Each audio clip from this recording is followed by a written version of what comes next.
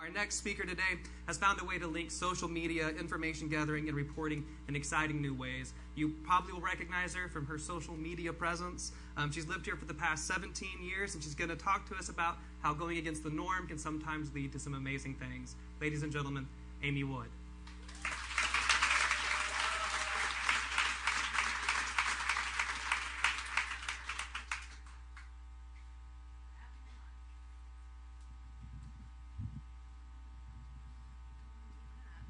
That would have been a disaster.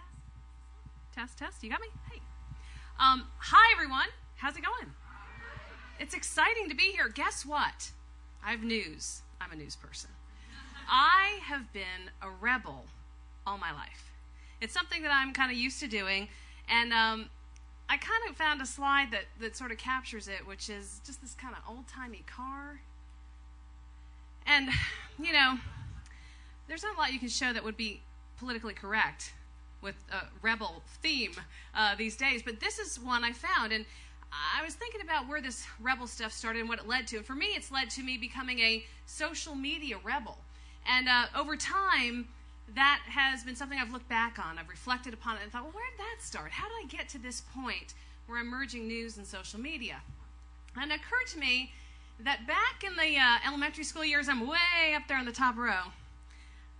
Second grade is when it started. I figured it out. And it all began because as a kid, I wanted to play school at home.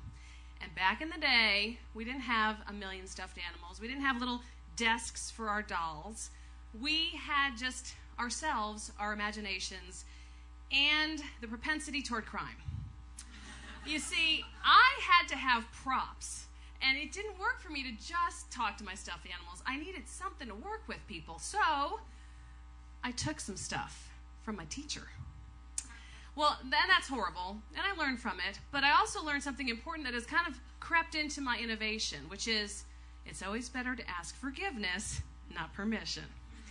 And it kind of started there and carried on. I thought then next, what evolved? Okay, teenage years, you remember those? Mine were interesting because being a rebel and all, I didn't like limits. And those little rotary phones provided big limits because Mom and Dad said I could be on the phone for 5 minutes with one, maybe two friends. That was it. Well, that was not working for the rebel, and I had to figure out a way around it. And luckily, technology came to the rescue. Does anyone know what that is? The young people are going to be like, what the heck is that? CB radios, right?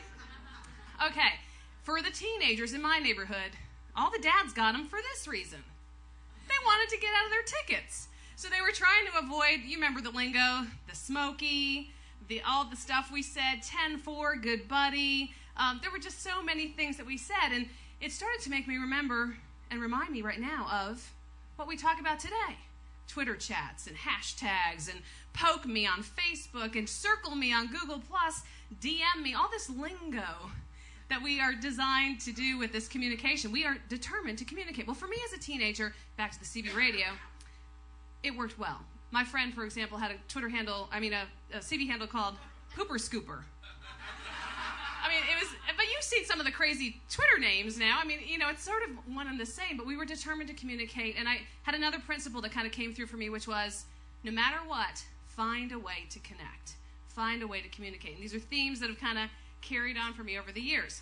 Enter Channel 7 way back when Brianna was still in my tummy. My teenage daughter is here. 15, 16 years ago, I was doing interactive television. I would call it prehistoric interactive television because we were doing it with revolutionary email at the time.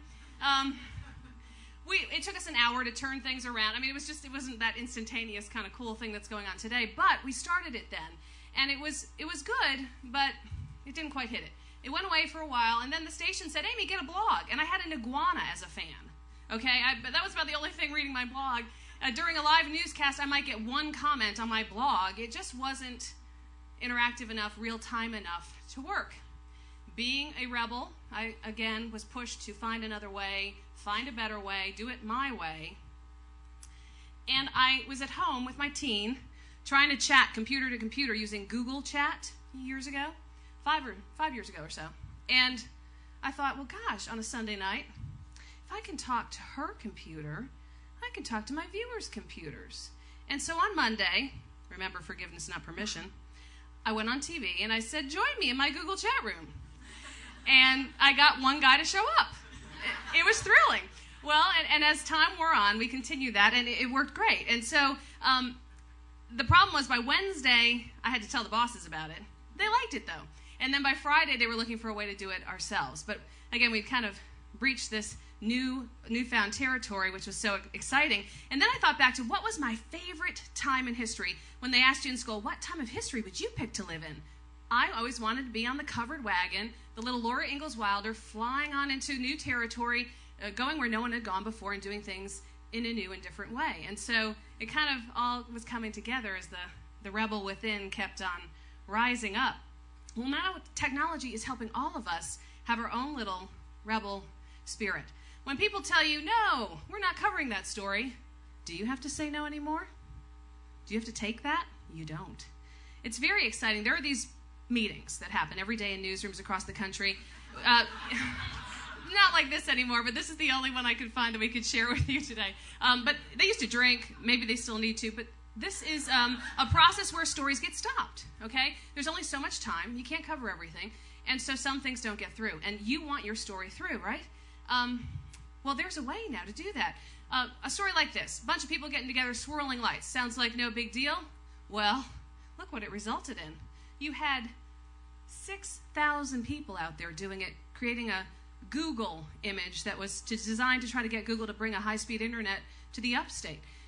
It was a cool story, and I spread that one on social media because now when I get told no, I can still tell the story through my social networks. So even the journalists have an ability to tell stories that may not get through the process. You have to think about flipping things around, telling the story any way you can, making it work, and finding your way to communicate. When people told me in the community, hey, we need some good news, I said, well, okay, let's do a web show. Let's do a blog. And so now we have the What's Up Y'all blog, and we tell people about good events in the community. When there was a habitat event, and, resources are limited. You can't get to everything. I covered it myself. I did my own story. When I wanted to bring back Amy's Kids, which focuses on kids that are waiting to be adopted, it was hard to get the resources, so I just went online, and we started doing it again on Facebook. There are so many things that you can share. Unfortunately, my quote didn't show up, but there's a Gallup quote there that basically tells you Americans are losing trust in the latest survey in newspapers and television, and that's really good news for you guys because that means the voices that you guys listen to the most are not mine. They're your friends. They're your connections, and you have those. Everyone is empowered by having those connections online to be able to spread a story and spread it between friends. And it takes only 20 people in a viable community to really make something take off. So it's something that you need to explore. If you don't think your voice matters, this is the visualization of the Osama bin Laden story breaking on Twitter. What's missing? You don't see CBS. You don't see NBC. You don't see DOD or anything else official. You see people sharing that story. It spread quickest and fastest and most powerfully through people. And that is a really important thing. That's from Social Flow, which does these kind of studies. Really cool. Look at it. So my question to you today is, what exactly are you sitting there on your liftoff pad waiting to take off about? What are you passionate about? What are you excited about? What story do you have to tell? Head up to your social media mountaintop. Get up there with all of your tools, Facebook, Twitter, whatever it is that you love, wherever you have the most connections, and take advantage of it and tell your story to the world. Thank you.